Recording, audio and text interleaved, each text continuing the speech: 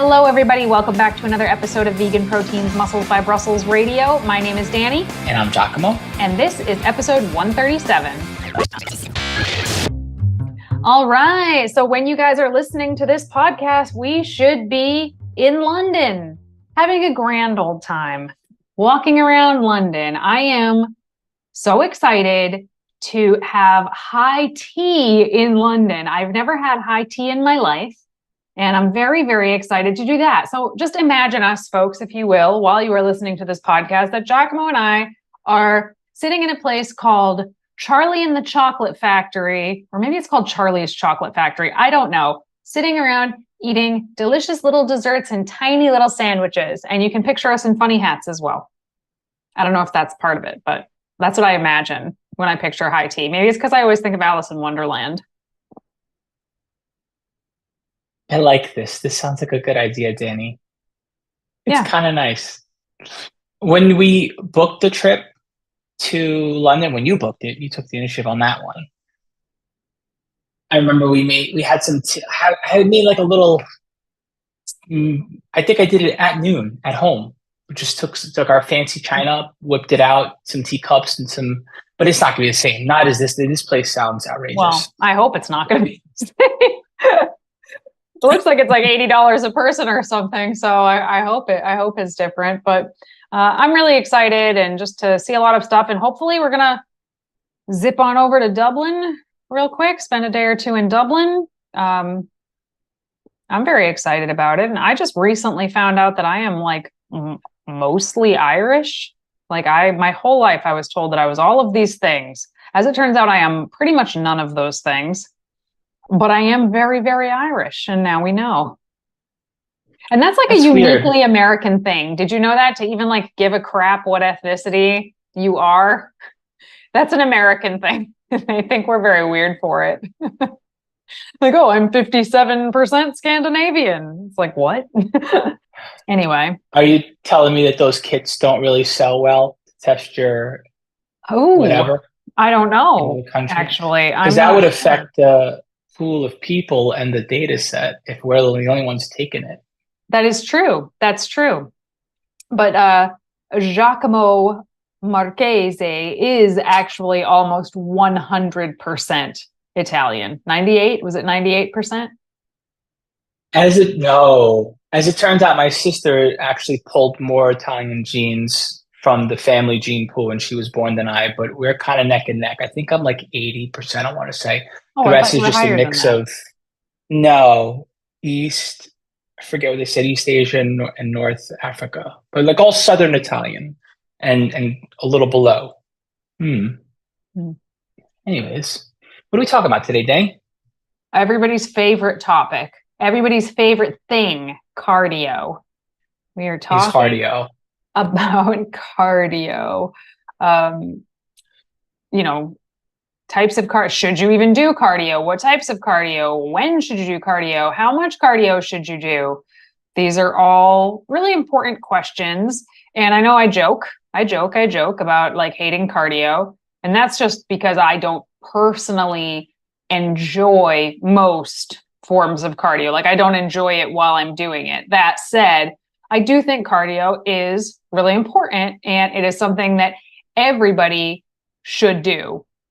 But how much, when, etc., that's what I want us to talk about. Well, we definitely, what's the word I'm looking for? Ripped on cardio for quite some time in our earlier years when we got really into, I don't want to say the bro culture, but the bro culture. No, not the bro culture. Yikes. What is it? The evidence-based bodybuilding community culture. That is the opposite of bro culture. Yikes. Okay. So bodybuilding culture then. Evidence-based bodybuilding culture, yeah. Okay, we'll get real specific with it. Evidence-based bodybuilding culture. Yeah, but that whole community, as serious as they were and continue to be more serious about what's optimal, there was definitely a little bit of mocking and joking when it came to cardio, as in like, no, don't do it. I think we all had our fun with that. To this day, I will still joke about it. But I think it's important to understand why. Like, why was there that huge pushback against cardio at that time period? lose the gains? No, it was being abused. Like cardio is a tool, and just like any other tool, it can be abused. And especially in that particular time period, it was not unusual to hear about bodybuilding competitors doing upwards of 3 hours of cardio a day, which, I mean, that's just a terrible idea on so many fronts. So, evidence, the science-based community started doing some research into that sort of thing and found out that, you don't need that much cardio, even getting ready for a bodybuilding show. It's like anything else. There's pushbacks to every extreme, right? So then there was the whole team no cardio. And that was the coolest thing in 2014 was if you could step on stage doing like the least cardio of everybody, you were like winning prep. You might not win the show, but you were winning. And again, like most things, the answer is something, I think for most people, the answer is somewhere in between with outliers on either side. There are some people that are going to get away with doing virtually no cardio. There are some people that are going to have to do a lot. Most people are going to have to do some though. First of all, what even is a lot and a little? What is a lot of cardio and what is a little cardio? Am I getting ahead of your plan here? Cardio. I don't have a plan. This is conversation. Right. That tracks. We're all over the place here. There's so much to talk about. What is a little, what is a lot in the context of bodybuilding? Just cardio and physique change. I feel like because there was such a pushback against doing tons of cardio and there was like team no cardio, right? Now, I feel like people don't actually know what like a moderate, reasonable amount of cardio even is. And sometimes when you suggest someone does cardio, they're like, wait, what? What? I didn't think I was going to have to do cardio. And it's like, no, you're probably going to have to do some cardio, buddy, if we want to get to where you're going. But again, it's a tool that you don't want to neglect nor abuse. So let's talk about the roles of cardio. That's the top thing you have on your list here. What are the purposes of cardio? Heart health. Cardiovascular endurance, bottom line, across the board, has carryover into your sport, no matter what your sport is. If you're a powerlifter and you get in 30 minutes of cardio a week, 2 15-minute sessions, as an example, you're going to have, your singles, doubles, and triples, which is fancy way of saying 1 rep at a time, 2 reps at a time, 3 reps at a time. They're going to be better because of your cardiovascular endurance. It actually helps you lift, believe it or not. Same thing with hypertrophy. I agree. So that reason right there, heart health, is why everybody should be doing some cardio. Everybody in their in season, everybody in their off season should be doing something that counts as cardio. Now, it doesn't have to look like running or walking on an incline or using an elliptical or anything. It could be a lot of different things, but cardio is really important for your overall heart health. So that is role number 1. And the most important role. I treat it like an antidepressant. It gets my endorphins going, which actually helps me feel better. Well, good for you. I still think the runner's high is a myth. I don't think it exists. I have tried very, very hard to find it. I'm just like, no, any minute now, any minute, I'm not going to hate this. Nope, that has not happened for me. But the next role, and the role that is probably most often used in what we do, is using cardio as a form of burning calories to help create a caloric deficit for somebody whose goal is fat loss. Well, this is where it starts to get tricky because people like to look at ideal scenarios when they're like, I'll do whatever it takes. And if you tell me that I should be walking more, I'll just walk more. So why do cardio? Well, I think walking is cardio for some people. Is it? Yeah, I think so. I mean, if you're walking fast enough, it's cardio. Is it like, zone 3, zone 4? No, it's not like hard cardio. It's not HIIT or anything, but it's definitely good for you. And I think, when my last prep, most of my cardio was walking. I was hoofing it. I was really walking, and I was walking a lot. And I think at the end, I had to add 20-minute sessions of cardio, like formal on the elliptical type of cardio, a few days a week. But that was at the very, very end. Regardless, the tool is to help you create or increase a caloric deficit, right? Right. Okay. So some people think that they're going to be able to use cardio as the only tool to create a caloric deficit, i.e., keep your food exactly the same, your intake exactly the same, and just add cardio in order to lose significant amounts of body fat.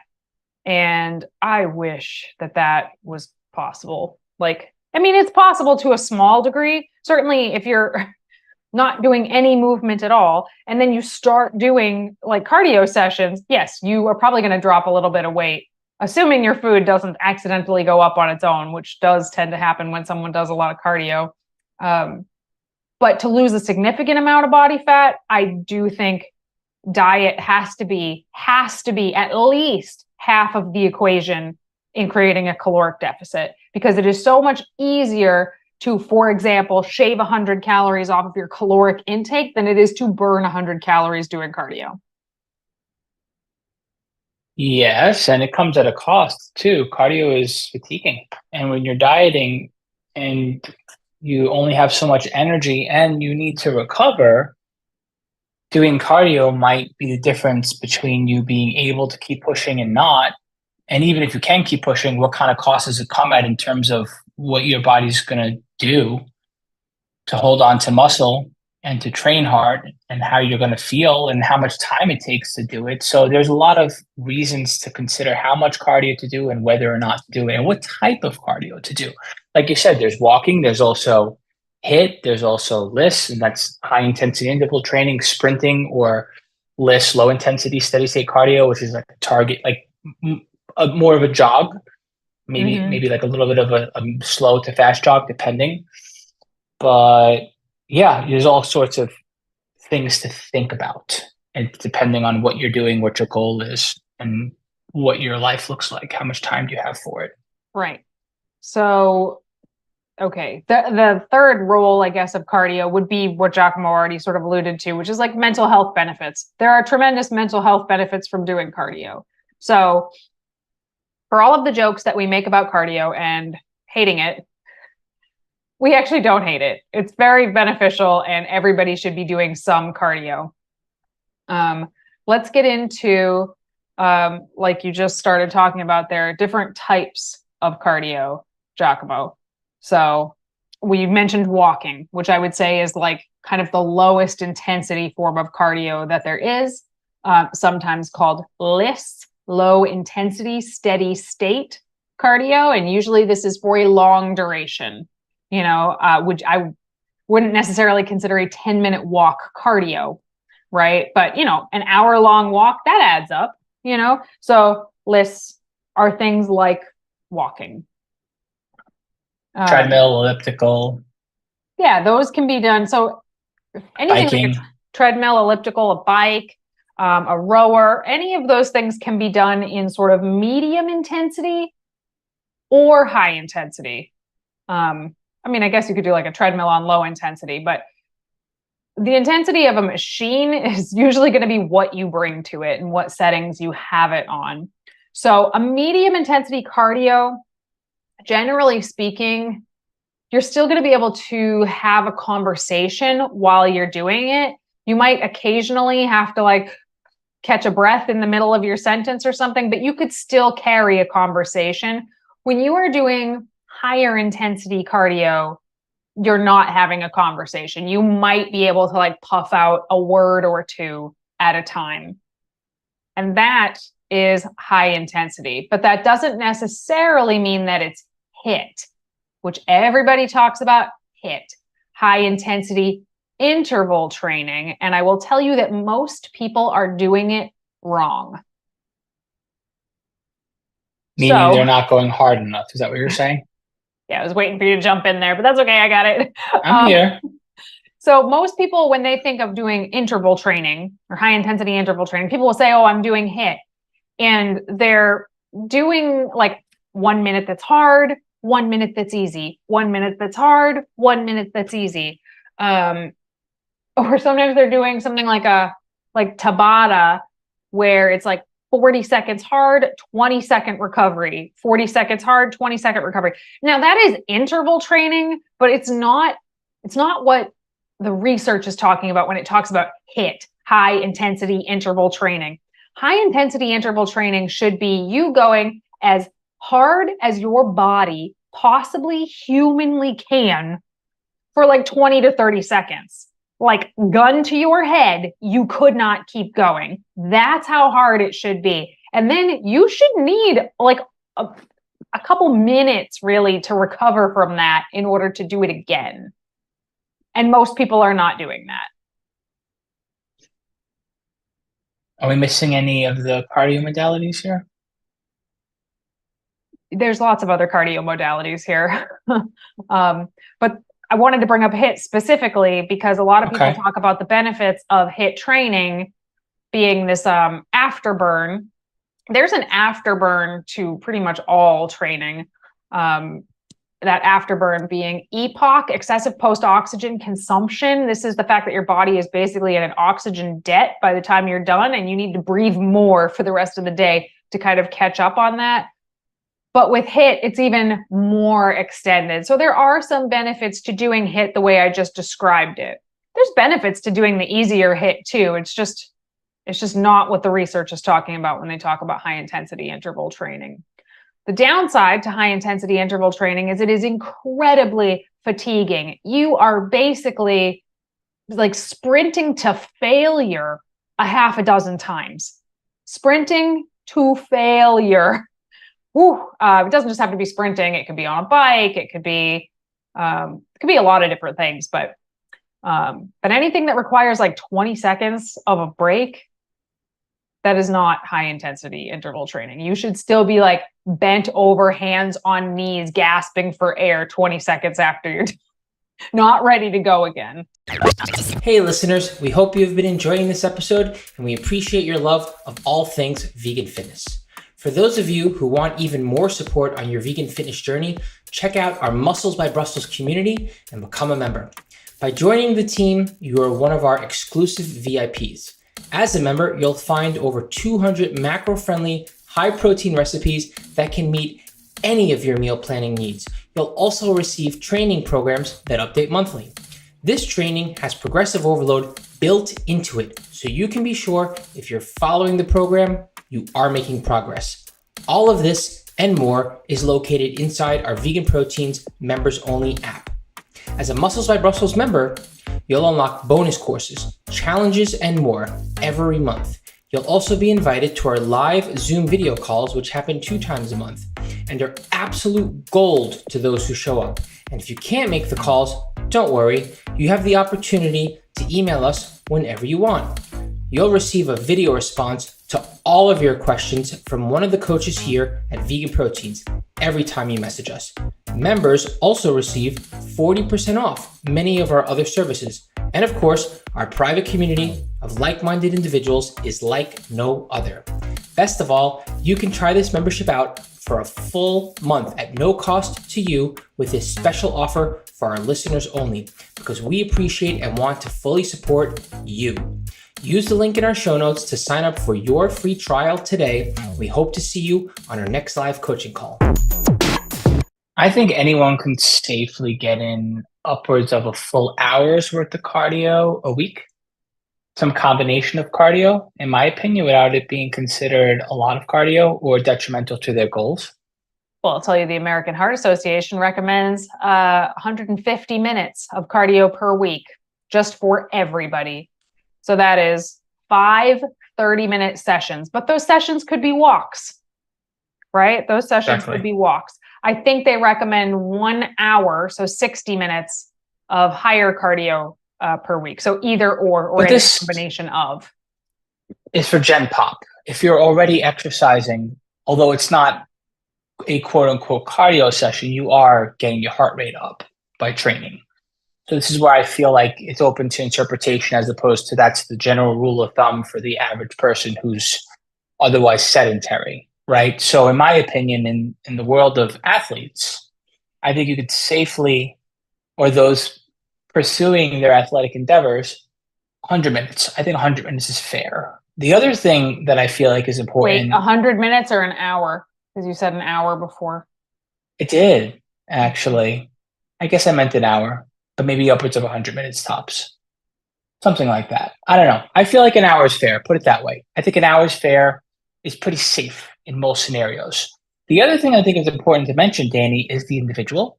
If you already have the adaptation, meaning like if you're already used to doing cardio, whether you're an ultramarathoner, whether you're a tennis player, whether you just run, whether you're a climber, a hiker, whatever it is, if you already do it and then you start strength training, what I have found in my experience working with others is that they are already so adapted to it that, in my opinion, it doesn't make as much of an impact on their ability to train because it's not going to fatigue them as much. I'm not saying it's not going to take away if they don't pull back a little bit, but one, if they're already enjoying what they're doing, and two, if they're already adapted to it, I don't think it makes as big of a difference as someone who's baking it into what they're doing while they're training, and they aren't already doing said cardio. But I also feel like it has to do with one's personal wants. Some people have the need or the desire to train for heart health, right? Or for cardiovascular endurance. That's just a personal preference. And although it makes the most sense on paper in terms of like, I don't know, an optimal way to prescribe for somebody, it doesn't make sense when you apply it to the individual. So it goes back to what you say so often, Danny. The answer is it depends. Mm-hmm. It really depends on the person. I mean, we have the things that we've repeated over and over again, but I always like to set the precedent, at least especially these days, where it's like, yes, this is information, but do not take it as gospel. Right. This information is open to interpretation, depends on you, as opposed to what's the answer, what's the formula. Formulas are good, but they're not the end all be all. Just like when you would program for somebody, as an aside, with macros, for example, you'd be like, okay, yeah, here's a formula, a mathematical equation that works. Yes, but does it take the individual into account? You got to consider your own circumstances and your own goals and your own environment and needs. So when you talk about, first, I think you kind of skipped over the heading of whatever it was you were just talking about. So I think what you're saying is an athlete could safely do an hour to 100 minutes of cardio without it impacting their goals negatively. What do you mean by that? Are you specifically talking about muscle gains? Any goal with regards to strength training, physique training. I don't feel like that, like any type of strength or physique training goal will be hampered as long as you can recover from what you do. If doing cardio is the difference on top of your training, is the difference between you recovering or not, because you can't prioritize recovery, you're not eating well, you're not sleeping well, you're not staying hydrated, you're not managing your stress levels well, and the cardio puts you over, but it makes you feel good in the moment, then I think you got to be a little more judicious. But if you're going to do the cardio and you're going to prioritize recovery and taking care of yourself, then yes, whether it's a physique-based goal, a strength-based goal, or a blend of the two, I do not feel like an hour's worth of cardio is going to get in the way. And furthermore, I think it will an hour of help. cardio per week, right? Just so we're being clear. Total, and not necessarily an hour at once. I don't think it's optimal to do one straight hour. I don't think. I feel like it makes a little more sense to break it up. But again, this depends on the person. It depends on what you want. Depends on your timeline, your how you budget time throughout the week, what you want to do when you're doing cardio, how you want to do it, all kinds of things. So I'm going to talk specifically about muscle gains because I would draw a slightly harder line, I think, than that. If somebody is trying to build muscle and they are having a really hard time doing so, they are not getting the results that they want. Two things generally need to happen. One, they need to probably eat more. That's probably a large part of it. But two, I would often also pull back on the cardio. I do absolutely think that you can do so much cardio that it inhibits muscle gains. And more so, it can actually waste muscle away if you are doing too much and not eating sufficiently. So there are absolutely cases, and this is like what you were talking about, like, does it take the individual into account? There are absolutely cases where I know somebody loves cardio, I know they're really, really enjoying it, and that's fine. But if the amount of cardio that they're doing is opposing their goal of building muscle, well, we got to make a decision here. Which one do you want more? Do you want to do cardio more, or do you want to build muscle?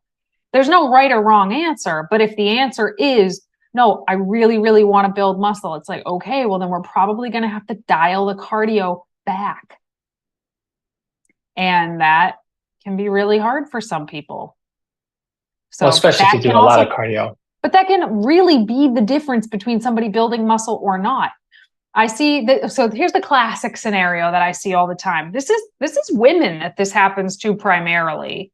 I will have a woman who comes to me and they have a very particular look that they want to achieve in mind. It's muscular, but not super muscular, but lean, but not super shredded. It's what most people would call toned. That's the look that they want. It's shapely, it's sculpted.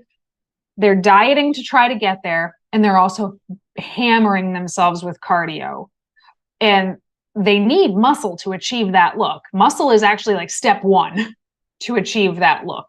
And you're not going to achieve it by eating very little and also doing a ton of cardio. It's just not going to happen. The body needs energy to create new tissues.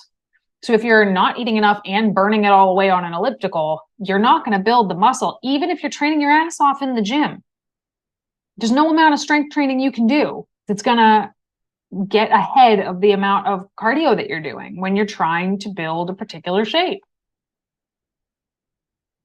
Yeah, I won't argue that at all. That makes perfect sense to me.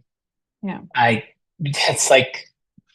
That is definitely a trap that many people fall into without even realizing it until it's too late. And it's like 4 years down the line, they wonder why they don't have the body looking for, and they're putting in so much work. Right. That's incredibly frustrating, especially when they come aware of it. They're like, damn, this could have been different all along. It's tragic, right? It's tragic to think about how hard some people are working against themselves. They are working super hard, but literally right into their own way over and over. And it's devastating. But also when you say, hey, I think we should pull this back, it's scary because that's all they know how to do is just that. And that's what they've always done. But, there is that saying, do what you've always done, get what you always got. Like if you want to achieve something new, you are going to have to do something you've never done before. And that's going to be scary. So, okay, let's talk about frequency and duration of cardio. So we kind of talked about duration and you kind of touched upon frequency a little bit here. So you said an hour. I really do think it depends a lot. I would say for general health, on top of the strength training people are doing, I also usually recommend that they do like 3 sessions a week that are 20 to 30 minutes, low to moderate intensity, just for general health, not to build muscle, not to lose fat, just to stay like healthy. But when we go into like a fat loss phase deliberately and intentionally, that can change. So I do like to get people down when we're not losing fat to what I just said, 3 sessions of 20 to 30 minutes. And occasionally people can drop it below that if they have a really active job. They don't need to do any formal cardio at all because their whole life is cardio, kind of. But I usually like to walk the cardio up when I could put somebody into a fat loss phase. How about you? When I put someone into a fat loss phase, I consider how much cardio they're already doing. And I do focus on diet first. Right. I prefer to lead with diet. I don't prescribe cardio out the gate almost ever, unless the goal is very aggressive.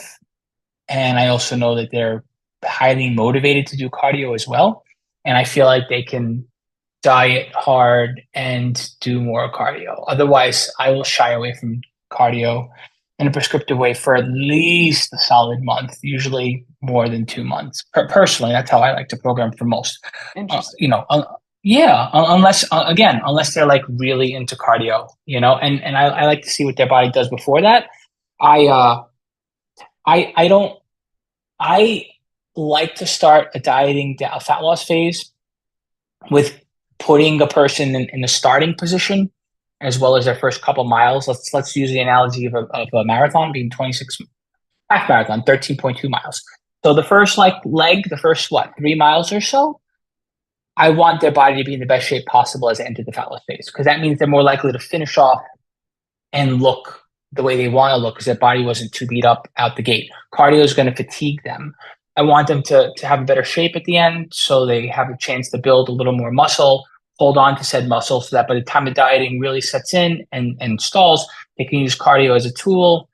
And they're also going to wind up having more muscle at the end because they front-loaded their efforts by focusing more on muscle gain and muscle maintenance while also prioritizing fat loss, as opposed to being like, nope, fat loss is my priority, let's just start doing cardio. So I don't like to lead with it. But 2 months in, I'm not afraid to throw in anywhere from 2 to upwards of 5 sessions a week, starting off with a bare minimum of 20 minutes a session and working my way up to upwards of 40 minutes to an hour. That's kind of my thing. I think if I were to write a formula for what I tend to lean toward in the middle of the line, it would probably be that. Okay. I mean, I think that's a fine way of doing it. I don't think there's anything wrong with that at all. I think that's definitely one way to do it. I do it a little bit differently. I usually figure out how much of a deficit we need to create the results we're trying to create. Let's say a pound lost a week or something. That's 3,500 calories that need to be in the deficit, needs to be 3,500 calories for the week. I will maybe make 2,000 or 2,500 of that come from the diet. And then the rest of it I will have come from cardio. So I usually do 3/4 of the deficit from diet and 1/4 from cardio. But I do like to get that process started because I find that at the beginning of a cut, somebody is usually pretty motivated. So I like to get that habit started early because I know it's only going to go up from there. I shouldn't say always. There are occasionally instances where someone's in a cut and we do pull back the cardio. Again, for the reason I mentioned earlier, the muscle wasting. If I think we are even touching getting into a place of burning muscle, I will pull the cardio back. I actually have a client right now. His name is Alex. By the time this podcast comes out, he will have done his first competition and he'll be headed into his second competition with Mr. America, with Plant Build at Mr. America. But we reached a point about halfway through his first prep where all of the sudden he started dropping too fast, faster than I wanted him to drop on the scale. And we pulled his cardio back to like half, basically. We walked it way, way back. To slow down that rate of loss, so we did not risk burning through any of his precious muscle. But again, everybody's different. Every situation is different. Sometimes, if we're pretty far in it, if we're pretty far into a cut, I will ask when it's time to make a change. When I realize we've hit a bit of a stall or a plateau, I will ask them. I will say, "Hey, which one of these 2 options here sounds less painful to you? Would you like me to remove 75 calories from your daily plan? Or would you like me to add 10 minutes to all of your cardio sessions?" Because those are basically equal at that point, and sometimes I might think adding 10 minutes of cardio would be preferential, but their schedule will not allow it. So that kind of makes the decision for us. Other people would way rather do more cardio than have their calories cut. So, there's some wiggle room there. There's some room for individuality in the amount of cardio that somebody is actually doing. One thing I will say is I very rarely, if ever at this point, prescribe HIIT training during a prep because of the reasons I mentioned at the beginning. True HIIT, first of all, when I do prescribe HIIT, it is true HIIT. It's really, really hard. It is so hard to recover from. It is so fatiguing. And in a prep, you're already fatigued to death. Like, can you imagine at the end of your last prep, 𝐃𝐨𝐽, if somebody was like, okay, I'm going to need you to do 8 sprints twice a week?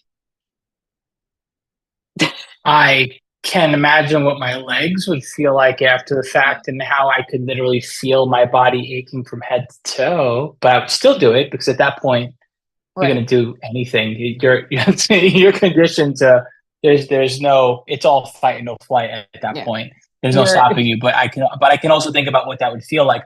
Outside of prep though, I think HIIT is always open, is on the table for negotiation depending on what the person wants, as long as they know what they're getting into. Well, I think you got to be really careful with HIIT specifically, especially when it comes to running. People forget that sprinting is a skill. Like, if you don't know how to run properly and you try to sprint all out for 30 seconds, you're going to get hurt. Like, running is already a high risk injury activity anyway. Turn that into sprinting where you are pounding into the ground as hard and fast as humanly possible for 30 seconds till you almost fall down. You're going to get hurt. So when I was going to say bikes, because I really don't think battle ropes, I don't care how hard you're thrashing, it's not hard enough for 30 seconds. But bike sprints, like on a spin bike, if you crank the resistance on a spin bike up quite a bit and pedal as fast as you possibly can, you are going to gas out by 30 seconds. When I haven't done them in a while, but the last time I was doing bike sprints like that, I had like 8 rounds. So if you think about it, 8 rounds of what I'm talking about is really only 4 minutes of work. That's nothing. 4 minutes of work, nothing. By like my 4th or 5th interval, I wasn't gassing out at 30 seconds. I was gassing out at like 18 seconds. Like, I'd hit 18 seconds and my legs would just stop working. And every interval, they would get shorter and shorter, even though I was pushing just as hard. And the pump in your quads is like nothing you've ever felt before in your life. Crazy. But I do think that in general, I like HIIT. Especially on a bike, I think it's great. But I do think it serves you better to be in a fed, like a well-fed state to be doing that kind of activity. Yeah, and in a well-fed state, it's twofold. You become more agile and your cardiovascular endurance gets really tapped into as far as your ability to be able to have better heart health and as well. So frequency. Yeah. Let's talk about frequency. Can you do cardio every single day? If you're walking, you could. Also, outside of walking is fine, but anything else outside of that, I would recommend not doing it before you train. Do it after you train. And also, that's not even on our list. Great thing to bring up. When do you do cardio? Great point. Mm-hmm. I mean, if it's different you doing it or not, and you have to get it in, just do it. But ideally, after you train, not before. And always, 99% of the time, you're going to be doing it in a fed state. Yeah.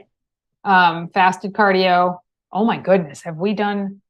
I know I just recorded a whole reel about this on Instagram, fasted cardio, and how it is not beneficial, but go dig and look for that. I'm not going to get into all of it right now, but don't do fasted cardio. I mean, listen, if you're just walking, you're probably fine. We all get up and walk around before we eat. Walking, not a big deal to do it fasted, in my opinion, but it's also not beneficial. That's the thing. Fasted cardio is not beneficial. At best, it is neutral. At absolute best, it is neutral. At worst, it is harmful to any kind of muscle building goals or muscle maintaining goals even. So yeah. But to 𝐃𝐨𝐽's point, yeah, cardio after the lifting. You lift first, you do cardio later, or you can split them up into separate parts of your day entirely. Like if you like doing cardio right when you wake up, that's cool. Do your cardio right when you wake up. Do your lifting in the afternoon or the evening. That's another option, if you have all the time in the world. Cardio on training days or cardio only on non-training days? Yeah, cardio on training days is fine. Yeah, if someone wants to space it out so they're doing cardio on their rest days, I don't usually have a problem with that either. I sometimes, if I have the option, which is not often, but if I have the option, I will try to not schedule cardio right after a heavy leg day. Meaning, like, I won't schedule it on the same day. If I have the option, I'll put it on a different day. But a lot of times I don't have the option. So people will say, I heard it's not okay to do cardio on the same day that you trained legs. I mean, it's not 100% ideal, but the difference is like so negligible that if that's what works best for the schedule you're working with, then I think it's totally fine. Fair enough. So last on your list here, you have listening to your body. Tell me what you mean by that, because I have not the foggiest. Listening to your body would mean paying attention to how sore you are. If your muscles are sore and they're not recovering the way they normally would after workout, and you know it's because of cardio, you have a decision to make. If your muscles, listen, if you've been training for a while, which I assume some of you are not within your first 3 to 6 months worth of training, and if those of you who are, pay attention, because you'll wind up at some point reaching this scenario. I think many of you will. You know what it feels like to train. You know what it feels like to recover long after the first couple of months, the honeymoon phase of falling in love with working out. Once you start to throw cardio in, you can feel how your body's recovering and how sore it is or not because of the cardio that you're doing. And now you can understand what that would do to your ability. And also, you know, like what's happening when you try to lift weights. Are you progressing? Are you getting stronger? Are you stagnant? Is the movement pattern different? Is it feel like more of a struggle bus? All these things are directly related to your cardio and how your cardio impacts your training and your recovery. And I think it's all worth paying attention to, because the cardio makes you feel good and serves a need and has a benefit. But what is it doing when you pay attention to its impact on your body in terms of your training, your performance and your recovery? All right, moving on to our question and answer segment here. Giacomo, how do you get your gym motivation back? I've been slacking so bad, and I just don't feel as passionate anymore. It's so hard to go. I'll be consistent for like a week and then not go for up to a month, and it's a cycle and it makes me sad.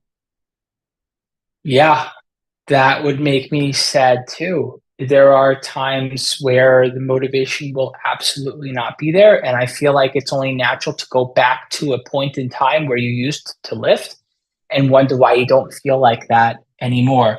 I also think it's normal to reason with yourself and think about the routine that you had and try to get it back, and then get saddened and frustrated that you're not able to have that routine, and just compare yourself to the routine from the past as well as how the training made you feel. And the reality is that that isn't self-sabotage. However, it's not going to be where you are at right now. What my recommendation to do is to accept that for what it is, and to realize, like, you may very well already be in routine and 6 months into your training and still not feel good and still not feel motivated. I do think that at some point, though, you will wind up feeling a new type of way about training again, even if getting into it, you didn't feel like that. So my recommendation is, when all else fails, to show up, to continue to show up for yourself, even when it hurts, even when it doesn't feel good, even when you're not motivated. And if you can get that routine going, and also be little realistic about where you're at. If you were training 4 days a week in the past, and you're training 2 days a week right now, so be it. Start off with 2 or 3 days a week, start off with 30, 45 minutes, and build on top of that, and try to think about how you'll feel eventually down the line, regardless of whether, and just focus on getting into routine. Those are my thoughts as far as getting back at it, because it's so easy to beat yourself up for where you're not right now and compare yourself to where you were. You were at a different point in your life. It felt different. You know, all of that. It's going to look different for you now. So just be a little easier on yourself while you're getting back into a new routine. And eventually down the line, it should feel the way you want it to feel, or at least you hope that it will. And if it doesn't, hey, at least you're taking care of yourself. I got a question for you, Danny. Danny, how do you feed a vegan 3-year-old so they grow healthy and strong? Oh boy. Well, I don't consider myself to be an expert on this by any stretch of the imagination. I am not an expert in childhood nutrition at all. And there certainly are many people who are. So I would definitely check those folks out for sure. Drina Burton has quite a few cookbooks that are geared towards vegan kids that I have had some success with some of the recipes in there. But I think there are a couple of really important things to keep in mind. So the first thing that I would say is I would give any 3-year-old, vegan or not, a multivitamin, because anybody who's ever met a 3-year-old knows that they are picky as hell. And sometimes they will go through phases where they will only eat one food over and over again for many, many weeks, and they won't eat anything but that one food. So I think a multivitamin that has vitamin B12 and vitamin D in it, I think is really important, period, for any kid.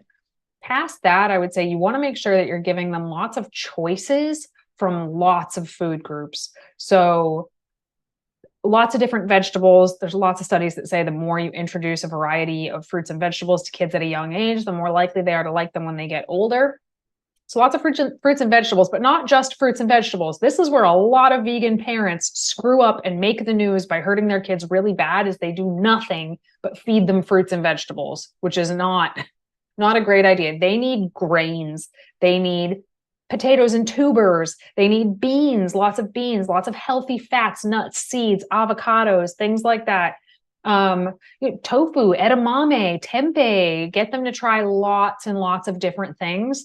And also, don't beat yourself up if the only thing that they will eat is, I don't know, like Annie's organic graham cracker bunnies or something like that. Like, the most important thing with kids at that age is that they are getting enough food to grow. So, there's a ton of like mom shaming out there for what people will feed their kids. And, I used to have my own opinions about this sort of thing as well.